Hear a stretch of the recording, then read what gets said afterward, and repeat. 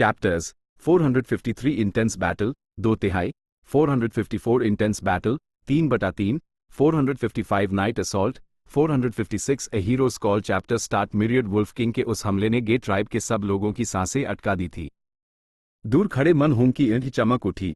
क्या ये myriad wolf king अब लड़ाई में उतरने वाला है? लेकिन जल्द ही उसकी निगाहें बुझ गईं। अपने हमले में फेल होने के बाद मिरियड वुल्फ किंग ने दोबारा हमला नहीं किया और पीछे ही बैठा रहा, वहीं से भेड़ियों के झुंड को कमांड देता रहा। 1000 भेड़ियों वाला एक झुंड आगे बढ़ा और यूएस जगह को भर दिया जो पिछले 1000 वुल्फ किंग के सरेंडर करने से खाली हुई थी। इस 1000 वुल्फ किंग के जिस्म पर लाल रंग के शोले जल रहे थे और उसकी नाक से वक्त वक्त पर गाढ़ा काला धुआं निकल रहा था। एक रैंक 3 सेल्फ इग्निशन गू। फैंग युआन ने एक गू को पहचान लिया। इस गू के होते हुए वुल्फ इंस्लेवमेंट गू का धुआं जमीन पर गिरने से पहले ही जल जाएगा। फैंग युआन की पलकें झपकी और उसने दूर बैठे मिरियड वुल्फ किंग पर एक नजर डाली। मिरियड वुल्फ किंग भी शायद उसी ही घूर रहा था। जब जानवर मिरियड बीस्ट किंग के स्टेज तक पहुंच जाते हैं तो उनकी इंटेलिजेंस अपनी प्रजाति के बाकी जानवरों से कहीं ज्यादा बढ़ जाती है, और ये मिरियड वुल्फ किंग साफ साफ फैंग युआन को टारगेट करने का अपना डिसीजन दिखा रहा था। गे ग्वांग, तुम पीछे रहो और तीनों एल्डर्स के साथ मिलकर इस भेड़िए को मारो। बाकी सब मेरे पीछे आओ। फैंग युआन पलता और चल पड़ा। इस 1000 वुल्फ किंग को काबू करना नामुमकिन नहीं था, लेकिन इसमें बहुत झंझट और टाइम लगता। ये भेड़िया आसान टारगेट नहीं था, इसलिए बेहतर था कि किसी दूसरे के पास जाया जाए। वैसे भी बैटलफील्ड इतना बड़ा था, फैंग युआन को यकीन नहीं था कि अन सब के पास वुल्फ एंस्लेवमेंट गू को रोकने का कोई ना कोई तरीका होगा। और हुआ भी वही। वो कई जगहों पर घुमा और उसी काफी फायदा हुआ। सिर्फ 2 घंटे के अंदर उसने 1700 वुल्फ किंग्स और 2000 वुल्फ किंग्स को अपने काबू में कर लिया था।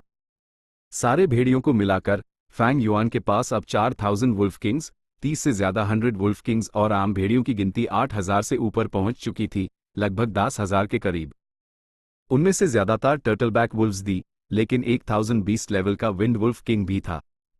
100 वुल्फ किंग्स में poison beard wolf king, water wolf king और विंड वुल्फ किंग भी थे।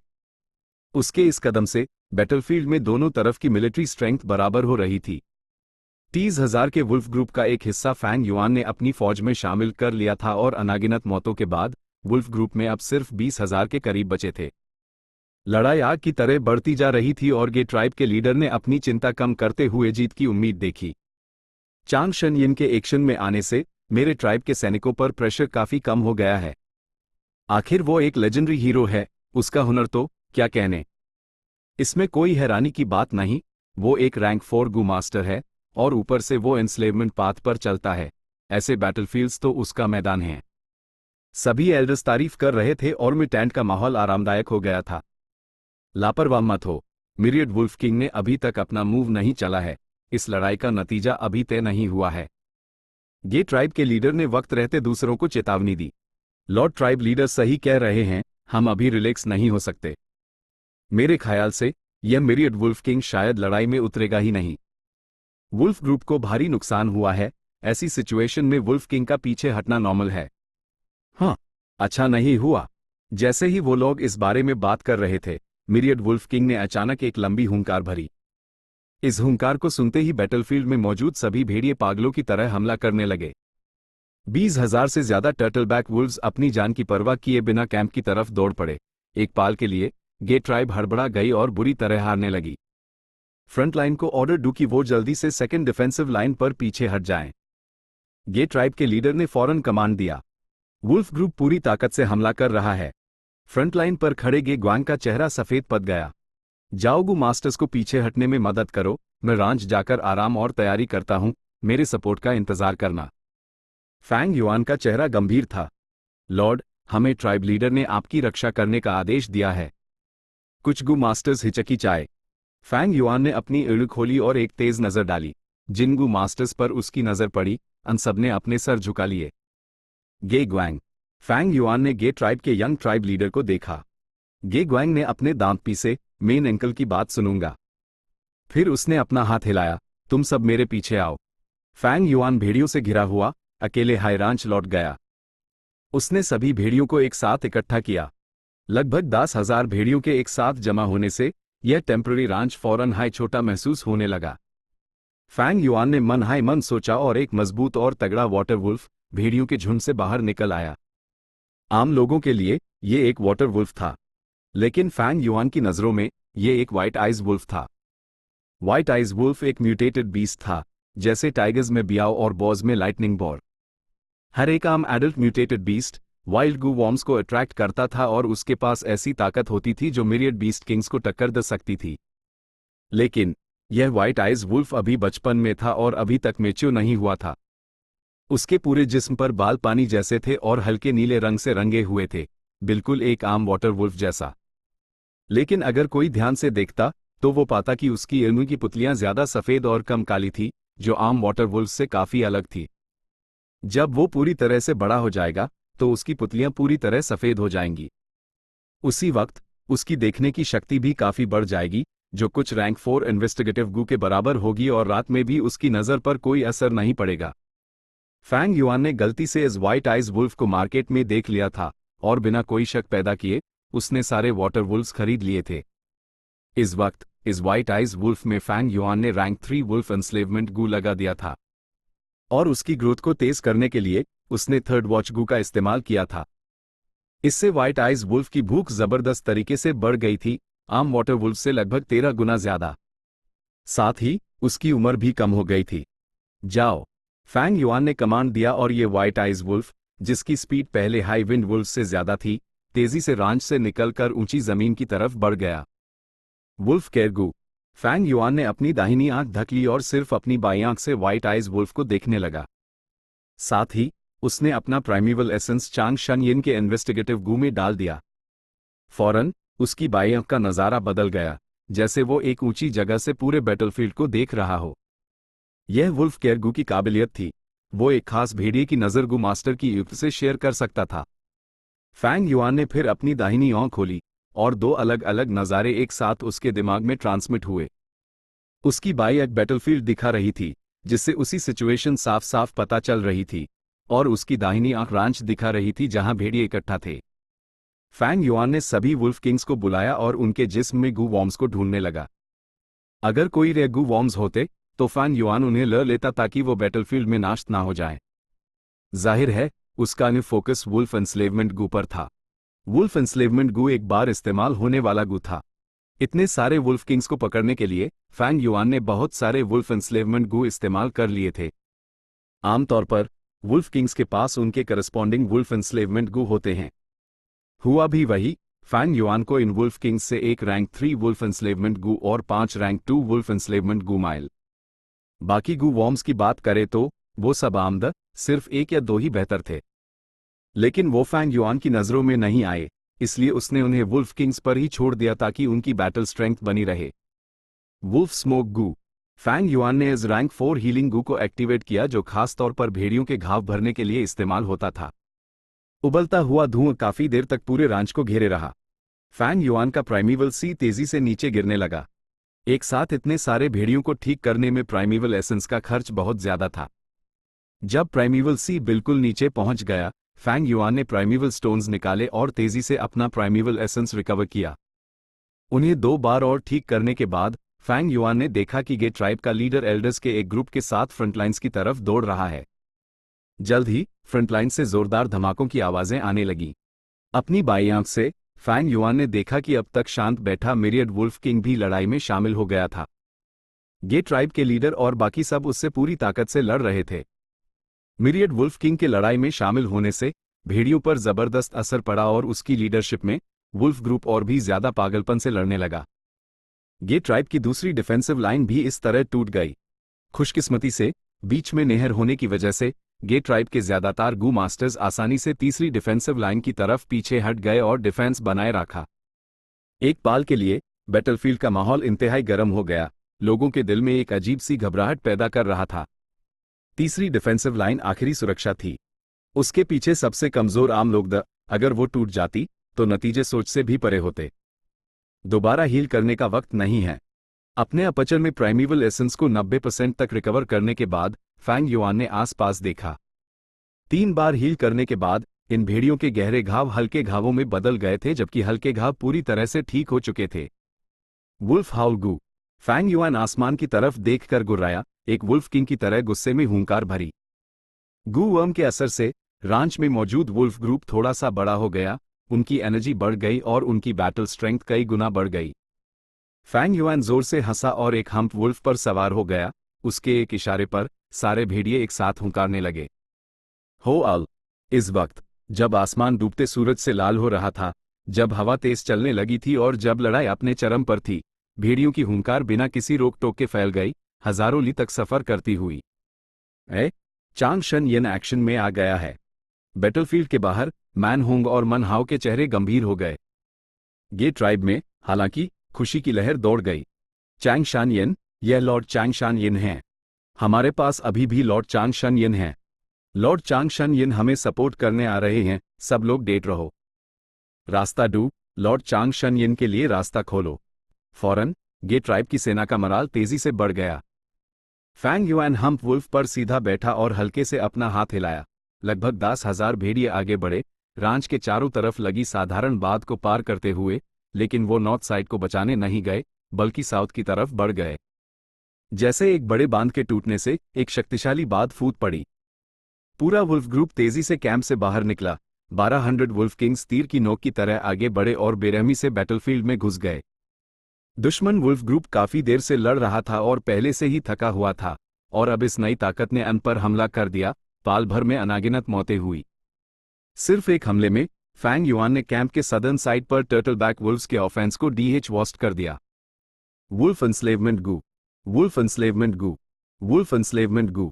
वुल्फ ग्रुप के प्रोटेक्शन में फैंग युआन ने बार बार 3 वुल्फ एंस्लेवमेंट गू एक्टिवेट किए। एंस्लेवमेंट गू हल्के धुएं में बदल गया और पाल भर में 300 वुल्फ किंग्स को काबू कर लिया। लेफ्ट की तरफ चार्ज करो, उसने सोचा और पूरी वुल्फ आर्मी ने आसानी से डायरेक्शन बदला और साउथ ईस्ट बैटल की तरफ चार्ज कर दिया।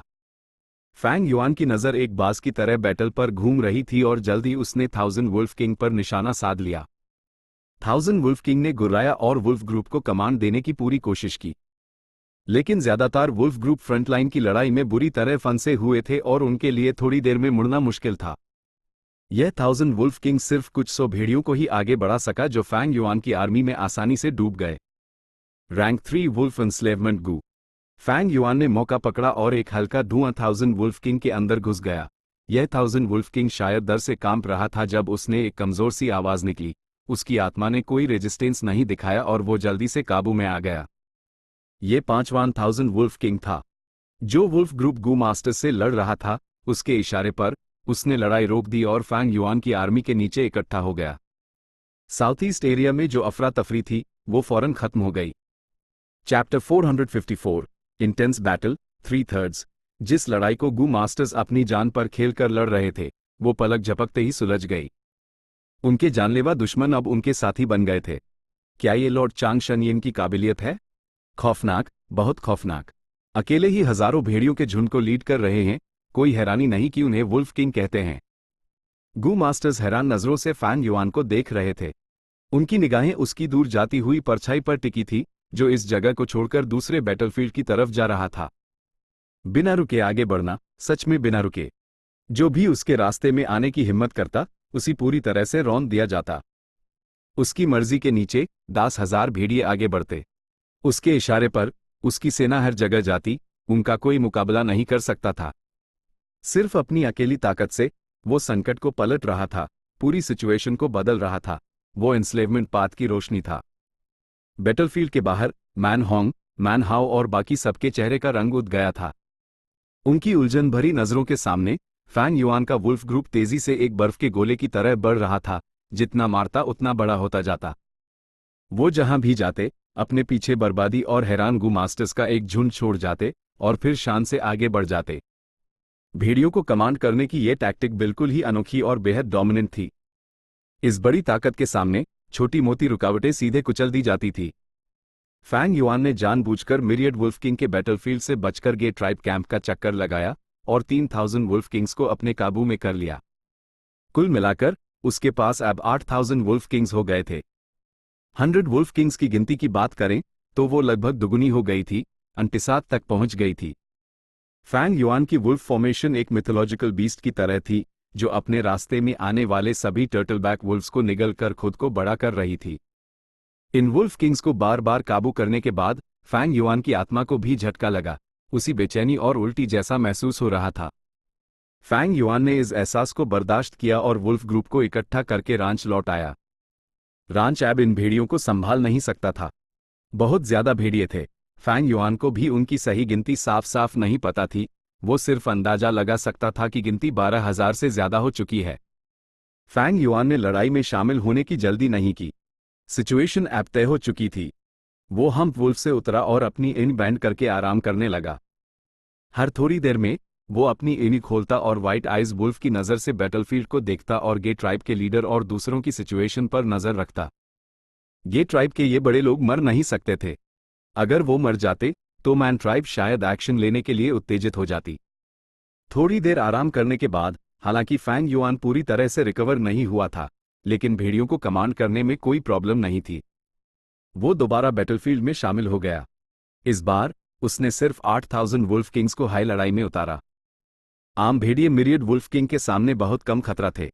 उसके रास्ते में हर गे ट्राइब्समैन उसका नाम जोर से पुकारता। चांग शन यिन मदद के लिए आ गए हैं। ऐसी आवाजें सुनकर गे ट्राइब के बड़े लोग जो मिरियड वुल्फ किंग को जी हे हुए द अन सब में एक नई जान आ गई। सब लोग कृपया एक कदम पीछे हटकर थोड़ी देर आराम करें, मुझे इससे निपटने दीजिए। फैंग युआन बैटलफील्ड पहुंचा और उसके इशारे पर 8,000 वुल्फ किंग्स ने मिरियड वुल्फ किंग को घेर लिया। मिरियड वुल्फ किंग पहले ही पीछे हटने का मन बना चुका था, लेकिन चाहे वो लेफ्ट चार्ज करे या राइट, वो इस जीहे को तोड़ नहीं पाया। भेड़ियों को कंट्रोल करने की ऐसी स्किल्स मिरियड वुल्फ किंग को फैंग युआन द्वारा खिलौना बनाए जाते देख मैन हाओ, मैन हुंग और बाकी सबके चेहरे पर हैरानी के भाव आ गए।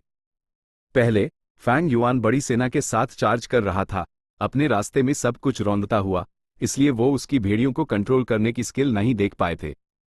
ए फ्लैट वो भेड़ियों को बड़े ध्यान से कमांड दे रहा था, नॉर्दर्न प्लेन्स की top tier wolf manipulation skill का प्रदर्शन कर रहा था। सिर्फ 8,000 वुल्फ किंग द और उनमें से 7 मिरियड वुल्फ किंग के प्रेशर की वजह से अपनी पूरी ताकत नहीं दिखा पा रहे थे। लेकिन फैंग युआन के कंट्रोल में मिरियड वुल्फ किंग को ऐसा लगा जैसे वो हजारों सैनिकों से घिरा हुआ है, जैसे वो एक मक्खी हो जो मकड़ी के जाले में फंस गई हो। आखिर में मिरियड वुल्फ किंग को फैंग युआन ने बुरी तरह थका कर मार डाला और मरने से पहले अपने आखिरी हमले में उसने 1,000 वुल्फ किंग की जान ले ली। वुल्फ किंग लॉर्ड चांग शन यिन सच में वुल्फ किंग हैं। मिरियड वुल्फ किंग के विशाल शरीर को जोर से गिरते देख सभी गू मास्टर्स ने जोर से जश्न मनाया। Wolf king, wolf king, wolf king. इस लड़ाई के बाद सबको लगा कि वुल्फ किंग का नाम सच में अन पर बिल्कुल फिट बैठता है। नारे एक के बाद एक गूंजने लगे और जल्द ही बहुत से लोग शामिल हो गए, जोश भरी नजरों से जोर जोर से चिल्ला रहे थे और कुछ की ईंट से तो आंसू भी बह रहे थे। ये एक तरह की भावना थी, हीरोज के प्रति एक तरह की पूजा, ताकत के प्रति एक श्रद्धा। इस इंसान के होते हुए गे ट्राइब को अपने में मिलाना कहने में आसान है, करने में नहीं। मैन हुंग का चेहरा राख जैसा हो गया था। इस लड़ाई ने उसकी सारी एम्बिशंस को पूरी तरह से खत्म कर दिया था। वुल्फ किंग मैन हाओ, जो चांग शन यिन को नीची नजर से देखता था, बेहोशी में इस नाम को बुदबुदाया। उसने कभी महसूस नहीं किया था कि इस नाम का वजन इतना भारी हो सकता है जितना इस पाल में था। बैटलफील्ड पर गे ट्राइब का लीडर एल्डर्स को लेकर फैंग युआन की तरफ बढ़ा। पुराने हीरो की शक्ति अभी भी बरकरार है। आज की लड़ाई ने मुझे सच में आपके आगे झुकने पर मजबूर कर दिया। मैं पूरे गे ट्राइब की तरफ से हमारी मदद करने के आपके इस एहसान के लिए अपना तहे दिल से शुक्रिया अदा करता हूं। गे ट्राइब के लीडर ने फैंग युआन के सामने गहराई से झुकर प्रणाम किया। ब्रदर गे, आप बहुत ज्यादा तारीफ कर रहे हैं। चलिए जल्दी से बैटलफील्ड साफ करते हैं। फैंग युआन मुस्कराया। मिरियड वुल्फ किंग की लाश जमीन पर पड़ी थी, लेकिन फैंग युआन ने शक से बचने के लिए मामले को अपने हाथ में नहीं लिया। अगर मेरे पास रैंक 4 वुल्फ एनस्लेवमेंट गू होता तो मैं इस टर्टलबैक वुल्फ मिरियड वुल्फ किंग को काबू कर सकता था। कितने अफसोस की बात है। फैंग युआन ने दिल ही दिल में अफसोस किया। रैंक 4 बीस्ट एनस्लेवमेंट गू मिरियड बीस्ट किंग्स को कंट्रोल कर सकता था। एक मिरियड बीस्ट ग्रुप एक ट्राइब के लिए बहुत बड़ी ताकत होती है। इसलिए आमतौर पर रैंक 4 बीस्ट एनस्लेवमेंट गू नॉर्दर्न प्लेन्स के मार्केट्स में नहीं बेचे जाते। कई गू वॉर्म्स की कीमत जब वो रैंक 4 तक पहुंच जाते हैं तेजी से बढ़ जाती है। बीस्ट एनस्लेवमेंट गू उनमें से एक था, इसके अलावा रेलिक गू भी था। फैंग युआन मार्केट में सिर्फ रैंक 2 और रैंक 3 वुल्फ एनस्लेवमेंट गू हाई खरीद पाया था और यूएसईवाई एक रैंक 4 वुल्फ एनस्लेवमेंट गू नहीं मिला। अभी मेरे पास बड़ी मात्रा में रैंक 2 और 3 वुल्फ एनस्लेवमेंट गू हैं, लेकिन ऐसा लगता है कि मुझे रैंक 4 वुल्फ एनस्लेवमेंट गू खुद हाई रिफाइन करना पड़ेगा। फैंग युआन के पास इस वक्त रैंक 4 वुल्फ एनस्लेवमेंट गू की कमी थी। रैंक 4 वुल्फ एनस्लेवमेंट गू से वो मिरियड वुल्फ किंग को कंट्रोल कर सकता था और वुल्फ किंग के जरिए वुल्फ ग्रुप को कंट्रोल करने में उसकी आत्मा पर बोझ काफी कम हो जाता। उसका mutated beast white eyes wolf इस वक्त बच्चा था और रैंक 3 गू से काबू किया जा सकता था। लेकिन एक बार जब वो बड़ा हो जाएगा तो यूएससीवाई रैंक 4 एनस्लेवमेंट गू की जरूरत पड़ेगी, वरन वो कमांड नहीं सुनेगा और भाग भी सकता है। लॉर्ड, हमें एक रैंक 4 वुल्फ एनस्लेवमेंट गू मिला है। ठीक उसी वक्त एक गू मास्टर जो मिरियड वुल्फ किंग की लाश को चेक कर रहा था, जोर से चिल्लाया। क्या? गे ट्राइब के लीडर की एड तेजी से चमकी और उसके बाद वो हंस पड़ा। हाहा, कीमती गू एक हीरो के ही काम आना चाहिए, ये गू ब्रदर चांग को दिया जाना चाहिए। हालांकि एक रैंक 4 बीस्ट एनस्लेवमेंट गू के मिरियड बीस्ट किंग में होने की संभावना बहुत ज्यादा थी, फैंग युआन फिर भी खुश था। आज की लड़ाई में कुछ कमियां हो सकती हैं, लेकिन नतीजे ने फैंग युआन को बहुत संतुष्ट किया। मिरियड वुल्फ किंग को मारना अफसोसजनक था, लेकिन उसी फिर भी एक रैंक 4 वुल्फ एनस्लेवमेंट गू मिल गया। इस गू वर्म का आना सच में बहुत सही वक्त पर हुआ था। काफी समय हो गया था जब फैंग युआन के साथ ऐसी अच्छी चीज हुई थी। उसने ध्यान से इस गू वर्म को स्वीकार किया और गे ट्राइब के बड़े लोगों से विदा ली। वो जश्न की दावत में भी शामिल नहीं हुआ, इस रैंक 4 गू को रिफाइन करने का बहाना बनाकर टाल दिया। रात हो चुकी थी। टेंट्स के बाहर जश्न की आग तेजी से जल रही थी। जीत की गूंज और जख्मियों की चीखें मिलकर फैंग युआन तक फैल रही थी। फैंग युआन जमीन पर पालथी मारे बैठा था, उसका मन शांत था जब उसने अपने अपचर में देखा। 90% प्राइमेवल सी शांत था, पानी सोने की तरह चमक रहा था। बदकिस्मती से फैंग युआन अभी तक नॉर्दर्न प्लेन्स के माहौल में पूरी तरह से ढल नहीं पाया था, इसलिए अभी भी सप्रेशन था, जिसकी वजह से उसका कल्टीवेशन अचानक रुक गया था। ट्रू गोल्ड प्राइमेवल एसेंस देखने में तो शानदार था, लेकिन अभी बेकार था। लेकिन कल्टीवेशन ताकत का सिर्फ एक हिस्सा था। फैंग युआन के पास अपनी ताकत बढ़ाने के और भी तरीके थे, जैसे कि स्ट्रेंथ ऑफ 10 जून गू जो उसने इस वक्त पकड़ा हुआ था। ये गू भी एक रैंक 4 गू था, लेकिन इसकी कीमत रैंक 4 बीस्ट एनस्लेवमेंट गू से बहुत कम थी। और क्योंकि इसे आसानी से रिफाइन किया जा सकता था और इसको बनाने का खर्च भी कम था, ये मार्केट में आमतौर पर मिल जाता था। स्ट्रेंथ ऑफ 10 जून गू देखने में कुछ खास नहीं लगता था, बिल्कुल एक आम लोहे के बात की तरह। फैंग युआन ने यूएस में प्राइमेवल एसेंस डाला, फिर वो फैंग युआन के ऊपर तैरने लगा और एक सपने जैसी रोशनी छोड़ने लगा जो फैंग युआन के पूरे शरीर पर पड़ी। फैंग युआन के शरीर पर स्ट्रेंथ पथ के कुछ डाव मार्क्स बना रही थी। थोड़ी देर बाद स्ट्रेंथ ऑफ 10 जून गू ने अचानक एक हल्का सा धमाका किया और टुकड़ों में टूट गया, फैंग युआन के बालों पर गिर गया। स्ट्रेंथ ऑफ 10 जून गू एक एक्सपेंडेबल गू था। ये तीसरा स्ट्रेंथ ऑफ 10 जून गू था जो फैंग युआन ने इस्तेमाल किया था। फैंग युआन ने लोहे के टुकड़े झाड़े और अपनी मुट्ठियां बैंड की, बढ़ी हुई ताकत महसूस करते हुए। ताकत बढ़ने की हद आ गई है। ए फ्लैट, मुझे अपने कंकाल, स्किन, टेंडन्स और बाकी चीजों को मजबूत करना होगा, ताकि पानी की बाल्टी मेरा शरीर और गहरा, बड़ा और मजबूत हो सके, ताकि ये और भी ज्यादा ताकत संभाल सके। फैंग युआन की निगाहें चमकी जब उसने एक वुल्फ सोल गू निकला। ये आखिरी वुल्फ सोल गू है। फैंग युआन ने अपना प्राइमेवल एसेंस वुल्फ सोल गू में डाला। वुल्फ सोल गू फट गया और एक ग्रे वुल्फ सोल में बदल गया जो उसके शरीर से टकरा गया। 100 मैन सोल और वुल्फ सोल एक दूसरे से उलझ गए। इस बार की मुश्किल पहले से कई गुना ज्यादा थी। पहले जब फैंग युआन ने वुल्फ सोल गू का इस्तेमाल किया था, तब उसके पास सिर्फ 3000 से ज्यादा भेड़िए थे। ए फ्लैट, आज की लड़ाई के बाद उसने कई वुल्फ किंग्स को अपने काबू में कर लिया था और इसलिए उसकी आत्मा पर बोझ बहुत ज्यादा था। फैंग युआन की भुएं सिकुड़ गई, उसके माथे से पसीना निकलने लगा और उसने दांत पीस कर हिम्मत बनाए रखी। आखिर में 100 मैन सोल और वुल्फ सोल एक हो गए। बूम! एक हल्की सी आवाज उसके कानों में गूंजी। लंबे समय से हो रही क्वांटिटेटिव एक्यूमुलेशन ने इस पल में एक क्वालिटेटिव बदलाव ला दिया था। 100 मैन सोल पूरी तरह से वुल्फमैन सोल में बदल गया था। वुल्फमैन सोल एक ग्रे रंग जैसा दिख रहा था जो हद से ज्यादा कंडेंस था। सोल का अपीयरेंस ज्यादातर फैंग युआन जैसा ही था, बस नाक का पुल लंबा था, एड़ी तेज थी और शरीर पतला था। डू तेज भेड़िए के कान तक, कमर तक लंबे बाल थे और उसके बट से एक बालों वाली भेड़िए की पूंछ निकली हुई थी। वुल्फमैन सोल के बनने से फैंग युआन को आराम महसूस हुआ, जैसे उसने एक बहुत भारी बोझ से छुटकारा पा लिया हो। उसके दिमाग में भेड़ियों से कनेक्शन और भी ज्यादा गहरा हो गया और वो वुल्फ किंग्स की आत्माओं से एक हल्का सा जाना पहचाना एहसास भी महसूस कर सकता था। ये तब नहीं था जब उसके पास 100 मैन सोल था। वुल्फमैन सोल बनाने के बाद फैंग युआन को एक भेड़िए का ऑरा मिल गया, जिसकी वजह से ये वुल्फ किंग्स यूएसईवाई अपनी ही प्रजाति का समझने लगे। इसलिए ये अब सिर्फ 100 मैन सोल का इस्तेमाल करके दबाव डालना नहीं था, बल्कि भेड़ियों से स्वीकृति का एहसास भी था। 100 मैन सोल इतने सारे भेड़ियों को काबू करने के बाद अपनी हद तक पहुंचने वाला था। ए फ्लैट वुल्फमैन सोल के साथ मैं 3 गुना ज्यादा वुल्फ किंग्स को काबू कर सकता हूं। बस बात यह है कि आज जैसे मौके शायद ही मिलेंगे। लेकिन घास का मैदान बहुत बड़ा है और वुल्फ ग्रुप्स बहुत हैं।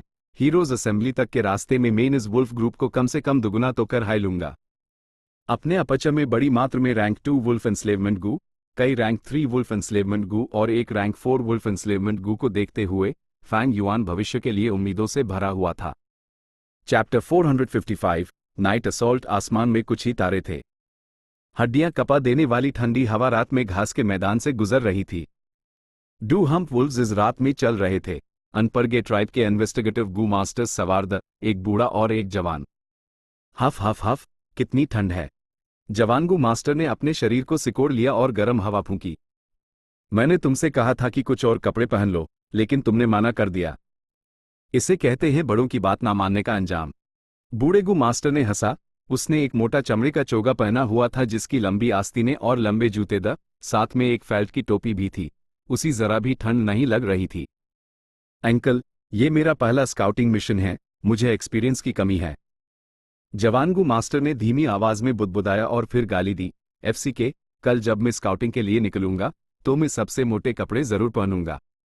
बहुत ज्यादा मोटे नहीं होने चाहिए। ज्यादा मोटे कपड़े लड़ाई में तुम्हारी मूवमेंट को प्रभावित करेंगे। इसके अलावा अगर ज्यादा गर्मी लगेगी तो नींद आने की संभावना बढ़ जाती है। हम गे ट्राइब की एवी हैं, हमें हर समय सतर्क रहना होगा। सबसे अच्छा ये होगा कि ऐसे कपड़े पहनो जो तुम्हें बस गर्म रखें, ताकि अगर तुम ज्यादा देर शांत रहो तो तुम्हें ठंड लगे। ये तुम्हें स्काउटिंग करते रहने के लिए मजबूर करेगा। बूढ़े गू मास्टर ने गंभीरता से अपना अनुभव बांटा। टर्टलबैक वुल्व्स के साथ लड़ाई को अब तीसरा दिन हो चुका था। बूढ़े गू मास्टर का साथी बैटलफील्ड में मर गया था, इसलिए इस खाली जगह को भरने के लिए जवान गू मास्टर को भेजा गया था। जवान गू मास्टर अभी भी अनुभवी नहीं था और उसी बूढ़े गू मास्टर के मार्गदर्शन की जरूरत थी। इनको जवान गू मास्टर अभी अपना मुंह खोलने ही वाला था। शुश। बूढ़े गू मास्टर ने अचानक अपना हाथ आगे बढ़ाकर रुकने का इशारा किया। उसकी ऊँगली सिकुड़ गई और उसने दूर अचानक उभरने वाली रोशनी को देखा। वो क्या है? बूढ़ा गू मास्टर फौरन सतर्क हो गया। उसने अपने इन्वेस्टिगेटिव गू का इस्तेमाल किया लेकिन कुछ साफ नहीं देख पाया। लड़के, अपने हैंड एक गू का इस्तेमाल करके सुनो, बूढ़े गू मास्टर ने आदेश दिया। जी। जवान गू मास्टर ने लापरवाही नहीं दिखाई। उसने फौरन अपना शरीर घुमाया और हम्प वुल्फ से उतरकर अपना दाहिना हाथ आगे बढ़ाया। उसने अपना प्राइमेवल एसेंस अपनी दाहिनी हथेली की तरफ ट्रांसफर किया। हथेली से घास उगी, एक मांस की कली बन गई। फिर वो मांस की कली खुलकर एक कान बन गई। जवान आदमी ने इस कान को जमीन से सटा लिया और ध्यान से सुनने लगा। हवा की आवाज के अलावा कुछ नहीं है। जवान गू मास्टर ने पूरी कोशिश की सुनने की, लेकिन कोई नतीजा नहीं निकला। वो हंसा। अंकल, क्या आप मुझे डराने की कोशिश कर रहे हैं? यहां तो एक फाट की भी आवाज नहीं है। लड़ाई अभी अभी खत्म हुई है, शायद मैं कुछ ज्यादा हाई नर्वस था। बूढ़े गू मास्टर ने आ भरी। उसने फिर से दूर देखा, लेकिन कुछ भी अजीब नहीं था। उसी लगा कि शायद उसकी नजर अभी धुंधला गई थी। नर्वस होने की क्या बात है? यहाँ ओल्ड ट्राइब लीडर हैं और हमारे साथ वुल्फ किंग चैंग शन येन भी हैं। अगर टर्टलबैक वुल्व्स का एक और ग्रुप आ जाए तो भी डरने की कोई जरूरत नहीं है।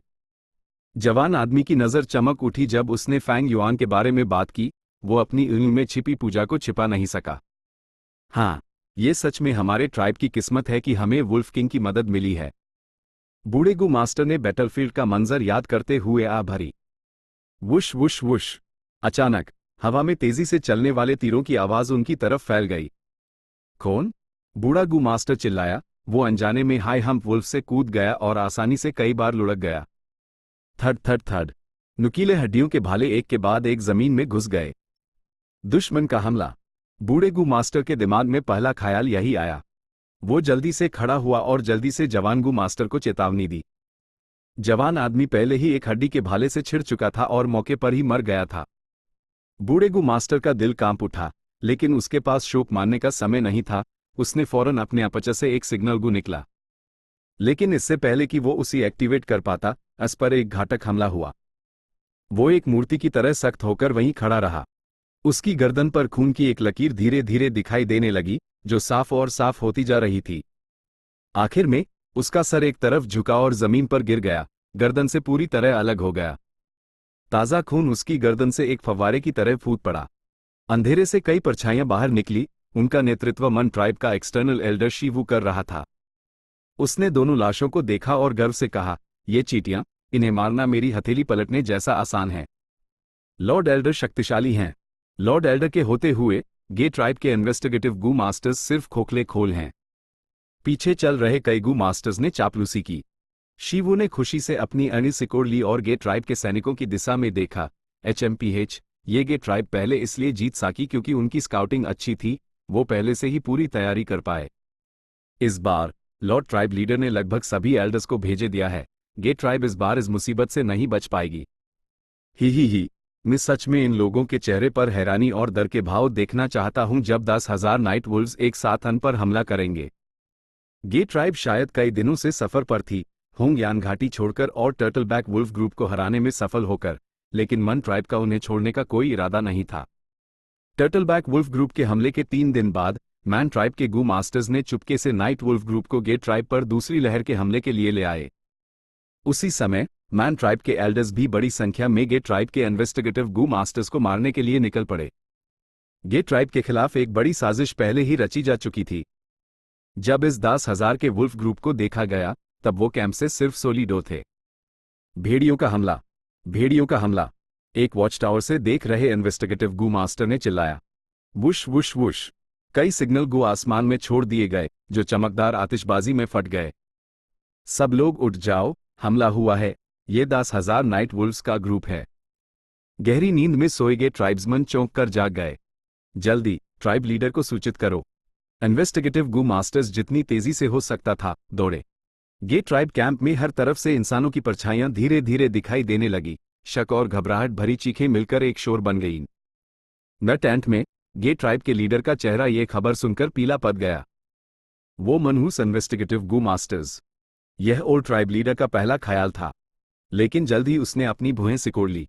भले ही रात में नाइट वुल्व्स को ढूंढना मुश्किल था, लेकिन इतने सारे नाइट वुल्व्स के होते हुए इन्वेस्टिगेटिव गू मास्टर्स ने पहले क्यों नहीं बताया? उसकी तेज इंद्रियों ने एक साजिश की महक सूंघ ली थी। उसने जल्दी से इन ख्यालों को अपने दिमाग से निकाल दिया। ये सब सोचने का समय नहीं था। नाइट वुल्व्स कैंप के इतने करीब आ चुके हैं, डिफेंसिव लाइंस बनाने का समय नहीं है। हम क्या करें? इस भी अंधेरे में दुश्मन की सिचुएशन के बारे में कोई साफ जानकारी नहीं थी। गे ट्राइब के लीडर को सिर्फ इतना पता था कि ये वुल्फ ग्रुप बड़ा है, कम से कम 10,000 का वुल्फ ग्रुप। लेकिन उसे ये नहीं पता था कि क्या और भी वुल्फ ग्रुप हैं या मन ट्राइब के गू मास्टर्स आसपास छुपे हुए हैं।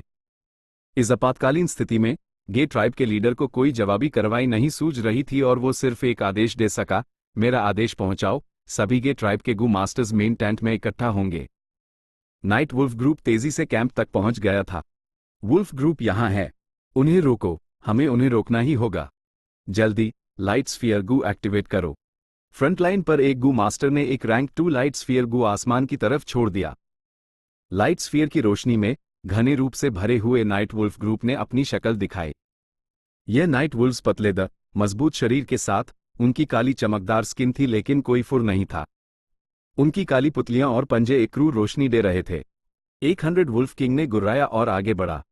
हे भगवान! गू मास्टर सिर्फ शौक में चिल्ला सका, इससे पहले कि वो वुल्फ किंग द्वारा तुरंत मार दिया जाता। नाइट वुल्फ ग्रुप एक तूफान की तरह था, कैंप के चारों तरफ लगी साधारण लकड़ियों को तोड़ते हुए और अपना कत्ल-ए-आम शुरू कर दिया। इस वक्त गे ट्राइब के गू मास्टर्स अभी भी सेंट्रल में टेंट की तरफ इकट्ठा हो रहे थे। विशाल बाहरी कैंप पहले ही नरक का दृश्य बन चुका था।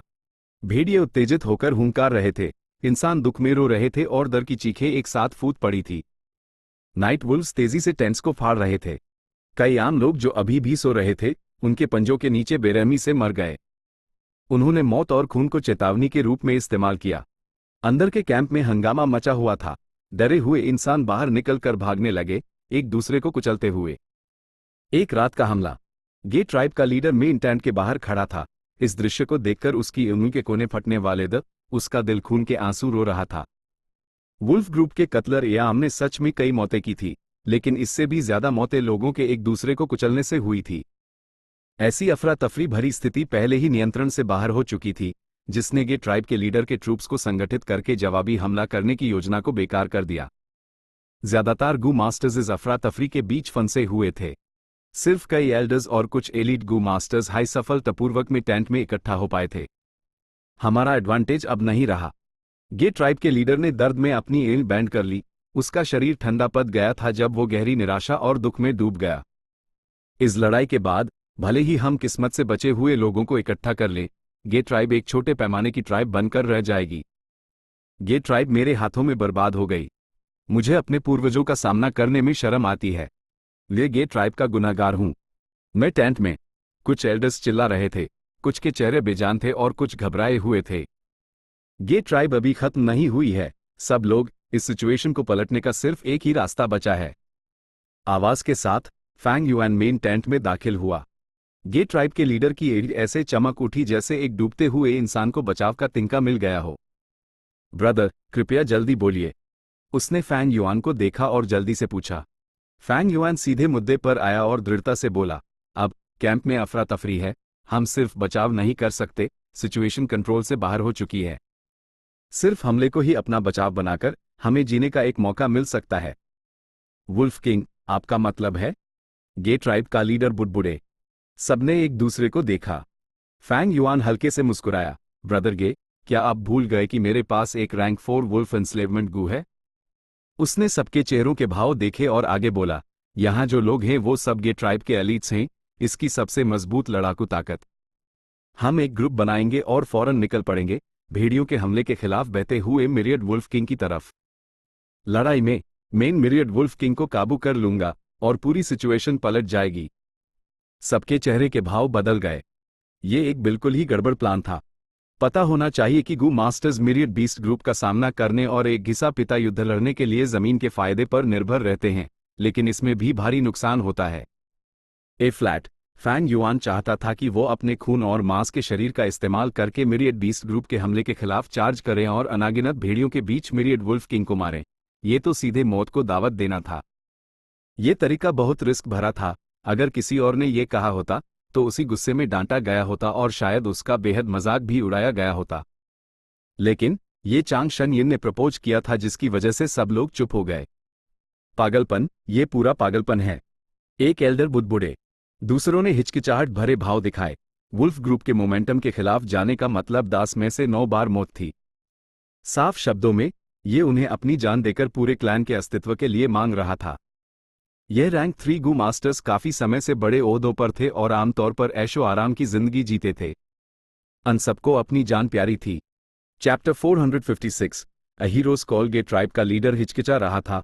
वो मरने से डरने वाला बुजदिल नहीं था, क्योंकि इस उम्र में उसका कल्टिवेशन रुक गया था और उसने पहले ही जीने मरने की परवाह करना छोड़ दिया था। उसकी हिचकिचाहट ये थी कि इस तरीके का इस्तेमाल किया जाए या नहीं। गे ट्राइब का दौर खत्म हो गया था, लेकिन इसका मतलब ये नहीं था कि वो पूरी तरह से नाश हो गई थी।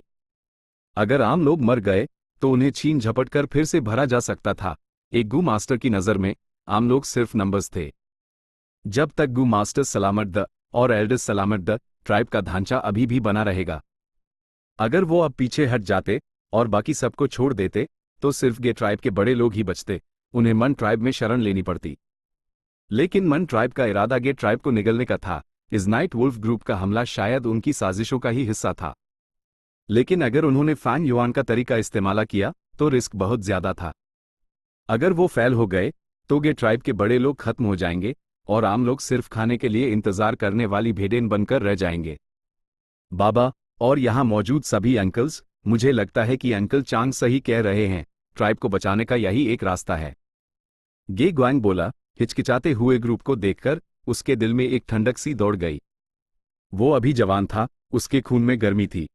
इस नाजुक मोड़ पर उसने सबके असली रंग देखे। उसने गे ट्राइब का ये कमजोर रूप कभी नहीं देखा था। फैंग युआन दिल ही दिल में हंसा।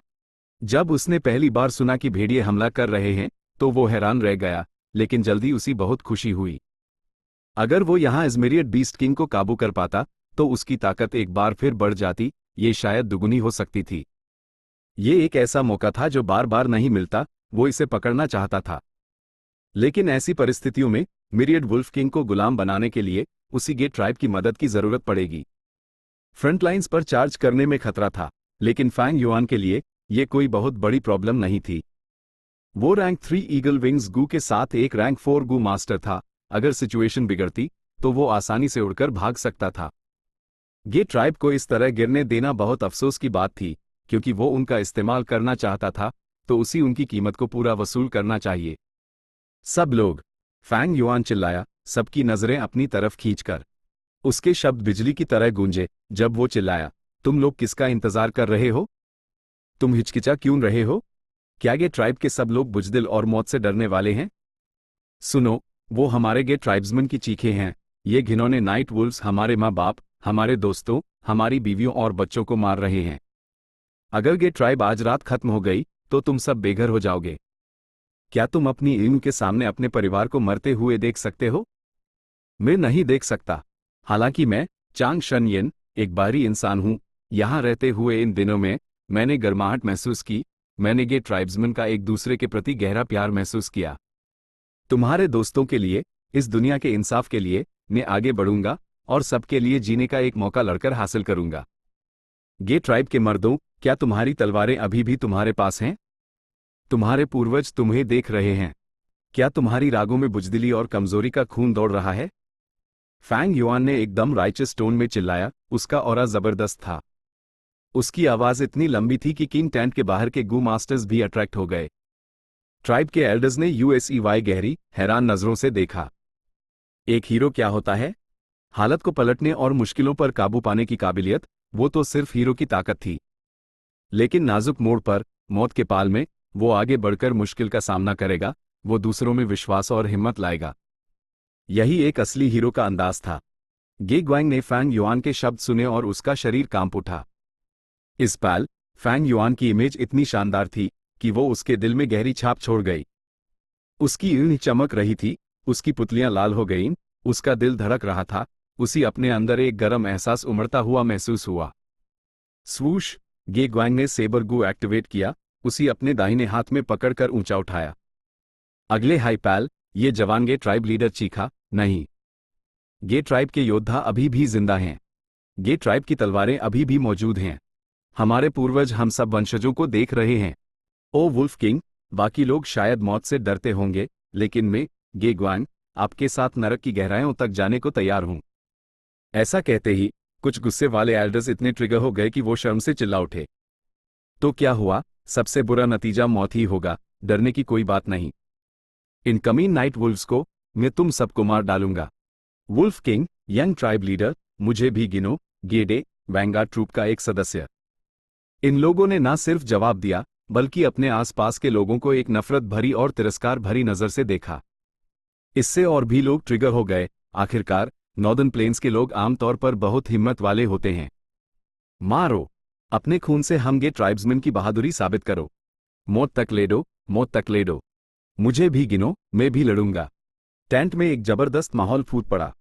जो एल्डर्स इस लड़ाई में शामिल नहीं होना चाहते थे, वो भी अपनी इच्छा चिल्लाकर बताने लगे। वो जिंदगी भर बुजदिल कहलाना नहीं चाहते थे। नॉर्दर्न प्लेन्स में अगर किसी को ऐसी बुरी रेप्यूटेशन मिल जाती, तो हर कोई उससे नफरत करता। इस सिचुएशन का विकास हिचकी काटे हुए गे ट्राइब के लीडर के कंट्रोल से बहुत दूर चला गया था। वो बूढ़ा था, वो रिस्क नहीं लेना चाहता था। उसका इरादा बहुत पहले से ही पीछे हटने का था, जब तक बड़े गू मास्टर्स आसपास द गे ट्राइब के पास उनकी नींव थी और वो फिर से शुरुआत कर सकते थे। अगर वो आगे बढ़ते, तो रिस्क बहुत ज्यादा था। रात के अंधेरे में अनजान संख्या में नाइट वुल्व्स दी। इसके अलावा, मैन ट्राइब शायद कुछ साजिश कर रही हो, और चांग शनयिन शायद मिरियड वुल्फ किंग को काबू करने में सफल ना हो। अगर सब लोग चार्ज करते भी, और मिरियड वुल्फ किंग उनसे सीधे लड़ने से माना कर देता और भागने का फैसला करता, तो क्या होता? फैंग युआन के प्लान्स में बहुत कमियां थी, ये भरोसेमंद नहीं था। Oh no! बूढ़े के ट्राइब लीडर ने आसपास के एल्डर्स की लाल एड़ देखी और समझ गया कि उसकी हिचकिचाहट अब बेकार थी। उनके पास अब लड़ने के अलावा कोई चारा नहीं था। मौत तक ले दो, मौत तक ले दो। गे ट्राइब के लिए, कल के लिए। एक जीने मरने की लड़ाई, ये हमारी जबरदस्त बहादुरी और हिम्मत दिखाएगी। न टेंट के बाहर नारे और स्लोगन्स गूंज रहे थे। जब ट्रूप्स का मोराल बढ़ गया, वो अब एकजुट थे। फैंग युआन के शब्दों ने आसानी से सिचुएशन को उसकी इच्छा अनुसार मोड़ दिया। सबके दिल एकजुट। द बूढ़े गे ट्राइब लीडर के पास उनके साथ जाने के अलावा कोई चारा नहीं था। उसने फैंग युआन के सामने गहराई से झुककर कहा, वुल्फ किंग, आप एक सच्चे हीरो हैं। गे ट्राइब का भविष्य आपके हाथों में है। हम आपके वुल्फ ग्रुप के साथ आगे चार्ज करेंगे और मिरियड वुल्फ किंग को नीचे गिरा देंगे। सबने आदेश स्वीकार कर लिए।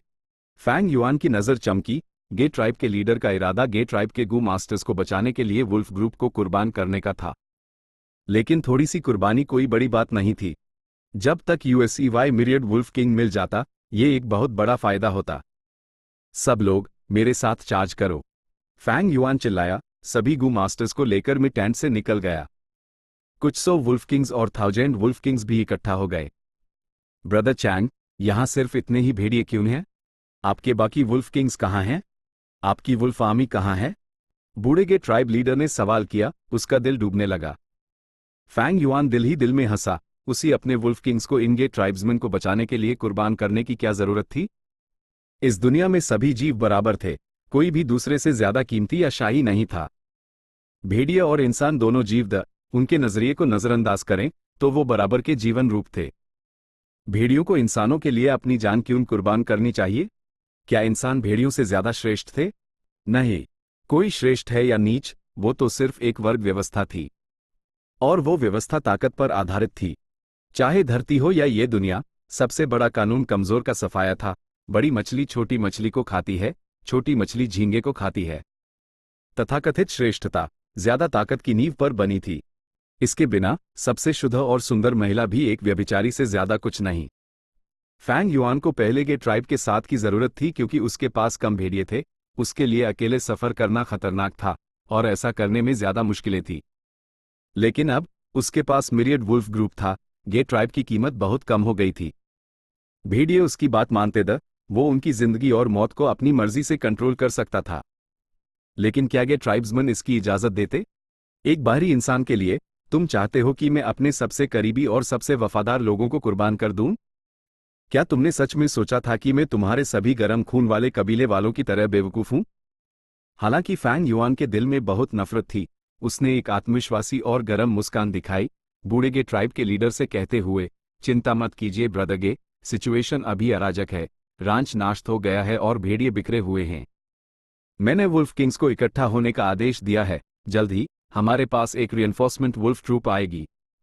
बूढ़े के ट्राइब लीडर ने फैंग युआन को गहरी नजर से देखा और कुछ कहने ही वाला था, लेकिन फैंग युआन ने उसी मौका नहीं दिया। वो चिल्लाया, सब लोग, गे ट्राइब का अस्तित्व इस पहल पर निर्भर करता है। मेरे साथ चार्ज करो। ऐसा कहते हुए उसने अपने पैरों से जोर लगाया और अपने नीचे के हम्प वुल्फ को आगे बढ़ने का आदेश दिया। मारो, इन हरामी भेड़ियों को मारो। गे ट्राइब के लिए, कल के लिए। सब लोग जोश में चिल्लाए, जबकि जवान गे ट्राइब लीडर फैंग युआन के ठीक पीछे पीछे चल रहा था। बूढ़ा गे ट्राइब लीडर इतना गुस्सा हुआ कि उसने अपने बेटे को पीछे खींच लिया, उसके कान में चिल्लाते हुए, याद रखना, तुम गे ट्राइब के जवान ट्राइब लीडर हो। उसके बाद बाप और बेटा फॉर्मेशन के अंदर गहरी सुरक्षा में रहते हुए नाइट वुल्फ्स की तरफ चार्ज करने लगे। डू रैंक 4, 17 रैंक 3 और बड़ी संख्या में रैंक 2 एलीट्स, ये एक बड़ी ताकत थी, एक तलवार की तरह जो बैटलफील्ड में घुस गई। उनका ऑरा जबरदस्त था, कोई भेड़िया उन्हें रोक नहीं सका। जल्द ही वो कैंप से बाहर निकल गए और सीधे मिरियड वुल्फ किंग की तरफ बढ़े। एक बार कैंप से बाहर निकलने पर सब पर प्रेशर बढ़ गया, खासकर बाहरी जी हियर के गू मास्टर्स। उन्हें सिर्फ नाइट वुल्फ्स हाई दिख रहे थे। Wind blades, water dragons, stone fists, golden cones, हर तरह के हमले सस्ती आतिशबाजी की तरह छोड़ दिए गए। भेड़िए बिना तैयारी के मारे गए और इस प्रक्रिया में कई मर गए। सबने लड़ाई की और मारा, अपने लिए एक रास्ता बनाया। हाओ, मिरियड वुल्फ किंग ने हुंकार भरी और 12,000 वुल्फ किंग्स और दासियों 100 वुल्फ किंग्स इकट्ठा हो गए। फैंग युआन और उसके ग्रुप पर हर दिशा से हमला कर रहे थे। Myriad wolf king Fang Yuan के इरादे समझ गया था। उससे मुकाबला करने के लिए उसने एलीट्स को एलीट से लड़ने के लिए भेजा। फैंग युआन चुपके से ग्रुप के सबसे अंदर के घेरे में चला गया था। वो जोश में चिल्लाया, चार्ज! और तेजी से, अगर तुम तेजी से चार्ज नहीं करोगे तो हम सब मारे जाएंगे। अगर हम मिरियड वुल्फ किंग को गुलाम बना लेते हैं तो हम सिचुएशन को पलट देंगे। एक पाल में 100 वुल्फ किंग्स और 1000 वुल्फ किंग्स लड़ाई में शामिल हो गए। ट्रूप की प्रगति और भी धीमी हो गई जब कई रैंक 2 एलीट्स कुर्बान हो गए। ओह नहीं, मेरा प्राइमेवल एसेंस कम हो रहा है, मैं सिर्फ सेल्फ डेटोनेट गुहा एक्टिवेट कर सकता हूं। ट्राइब के लिए, एक ट्राइब एल्डर ने जोर से चिल्लाया, फॉर्मेशन से बाहर निकलकर भेड़ियों में घुस गया। वुल्फ किंग ने अपना मुंह खोला और उसी काट लिया। यह ट्राइब एल्डर हंसा जब वो फट गया, इस 1000 वुल्फ किंग को मौके पर ही मार दिया। यह इस लड़ाई में मरने वाला पहला ट्राइब एल्डर था। बूढ़े ट्राइब लीडर ने यह देखा और उसी लगा कि उसका दिल खून के आंसू रो रहा है। यह एल्डर्स गे ट्राइब की नींव वो समर्थन के मुख्य स्तंभ थे।